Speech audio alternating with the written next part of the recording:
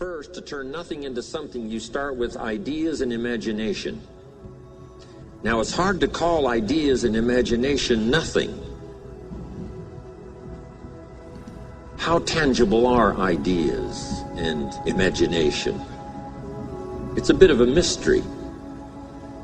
So you can't really call ideas that can be turned into a hotel, ideas that can be turned into an enterprise, ideas that can be turned into the Salk vaccine, ideas that can be turned into miracle products, ideas. You couldn't really call the idea nothing. It must have some kind of substance. And imagination can't really be nothing. We call it nothing because it isn't tangible. It isn't like a podium. It isn't that real, but it is almost real. So to turn nothing into something, you start with ideas and imagination. Interesting. Ideas that become so powerful in your mind and your consciousness, they seem real to you even before they become tangible. Imagination that is so strong that you can actually see it. You can actually see it. When I built my first home for my family in Idaho all those years ago, before I started construction on this home, I used to take my friends and associates out to the vacant property and take them on a tour through the house. Is that possible? Is it possible to take someone on a tour through an imaginary house? And the answer is yes. I used to say, this is the 3-car garage, and the guy would look and say, yes, this garage will hold 3 cars, right? I mean, I could really make it real, make it live. I would take them on a tour through the house. Here's the fireplace, and this fireplace is brick on one side and it's stone on the other side. I could make it real. Here's the rest of the house. Here's the kitchen with this view window, and they would look out the window as I took them on this tour. One day I made this house so real, one of my friends bumped his elbow on the fireplace. I mean, it was that real. So imagination, we call it nothing simply because nothing in terms of being tangible, but it is so real, it's almost real. So the first step is to imagine the possibilities. Imagine the possibilities. One of the reasons for seminars and sermons and the lyrics from songs and testimonials of others is to give us an idea of the possibilities. To imagine the possibilities. Now here's the second step of turning nothing into something. And that is to believe that what you imagine is possible for you. To believe that what you imagine is possible for you. And we become supported by testimonials that say something like, if I can do it, you can do it. And we start believing that. First, we imagine what's possible. Second, we start to believe that what's possible is possible for us. We might also believe because of our own testimonial. Here's what our testimonial might say. If I did it once, what? I could do it again. If it happened for me before, it could very well happen again. So we believe not only the testimonials of others who say, if I can do it, you can do it. If I can change, you can change. If I can start with nothing, you can start with nothing. If I can turn it all around, you can turn it all around. Then we also have the support of our own testimonial. If we've accomplished something before, if we did it once, we can do it again. If we did it last year, we could do it this year. So those two things are very powerful. Now, they're not actual substance, although they're very close.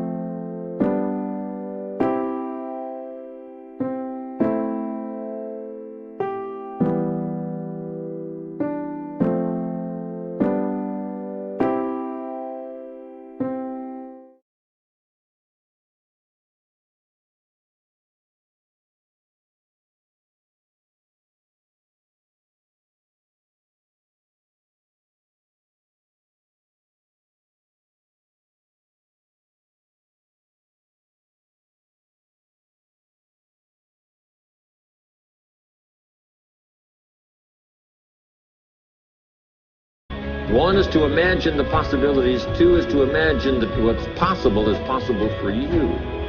Here's what we call that second step, faith to believe. In fact, one writer said this: faith is substance.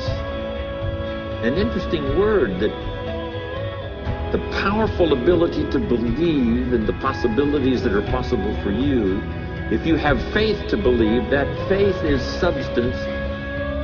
Substance meaning a piece of the real. Now, it's not the real, it's not the podium, but it is so powerful that it's so close to being real.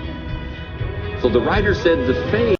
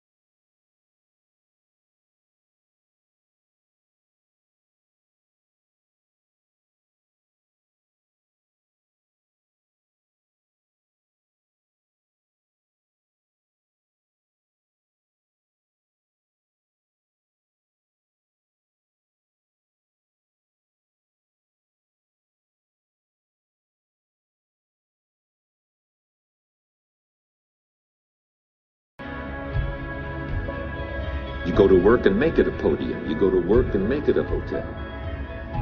You go to work and make it an enterprise. You go to work and make it good health. You go to work and make it an association. You go to work and make it a good marriage. You now go to work and make it a movement. You make it tangible. You make it viable. You breathe life into it. And then you construct it. That is such a powerful ability for all of us.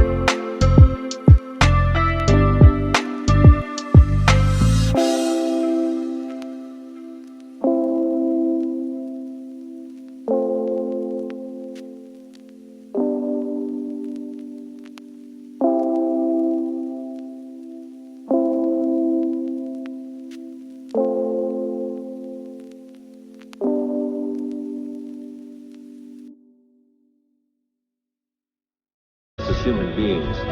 I just wanted to take the time to drop that in before I move on to so many other subjects. How to turn nothing into something. Now here's the last part.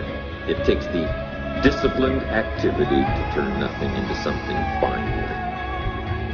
Faith without the activity serves no useful purpose. But faith invested into the activity creates reality. Once I understood that, I knew then it was possible to build a career. I knew it was possible to build good health. I knew it was possible to build a relationship.